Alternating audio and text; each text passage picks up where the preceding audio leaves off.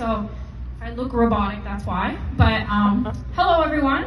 Thank you so much for inviting us to be here as part of the Dyke and Trans March this year.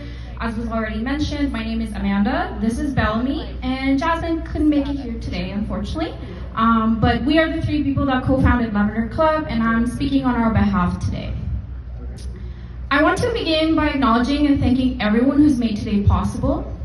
Thank you to Blackfoot, Tsuu'tina, Iethka Nakoda, and Metis people for caring for this land since time immemorial.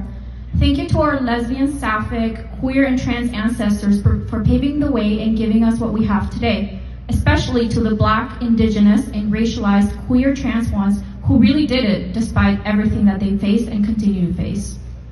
I recognize the responsibility we have to do right by those who came before us and who have made this all possible. So I prepared this to be read so that we would hopefully have something meaningful to say. In Venezuela, where I'm from, 33 gay men were arrested for simply daring to exist and being in a business that was community friendly. The Yucpa people fight for their rights, and Lake Maracaibo is poisoned by the oil industry. Here, the UCP is slated to debate whether gender-affirming care for trans youth should be criminalized or not. With Tsuu'tina, land defenders fight for the water and the land, and the oil industry too poisons us here. Ours is a global struggle, connected to land rights, Indigenous rights, disability rights, and workers' rights. Lavender Club is just a very small part of bringing people together, and really, we aim to at least bring each other together and be joyful through what we do.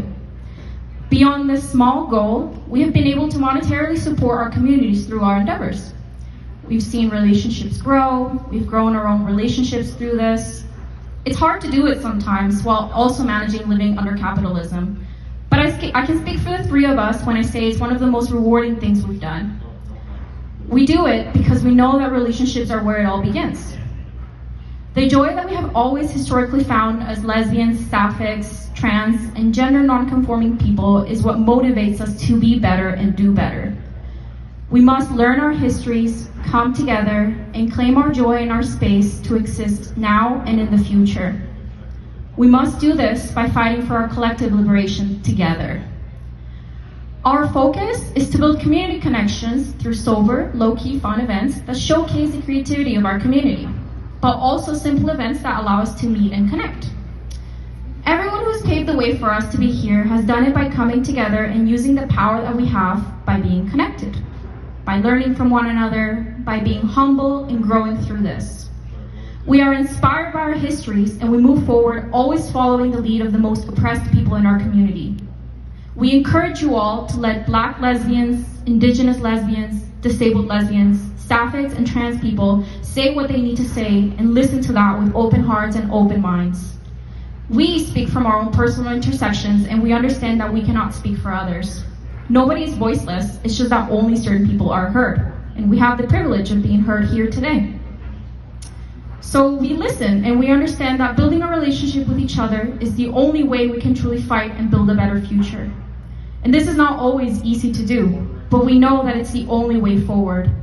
We must not allow governments anywhere to take what is rightfully ours by being born.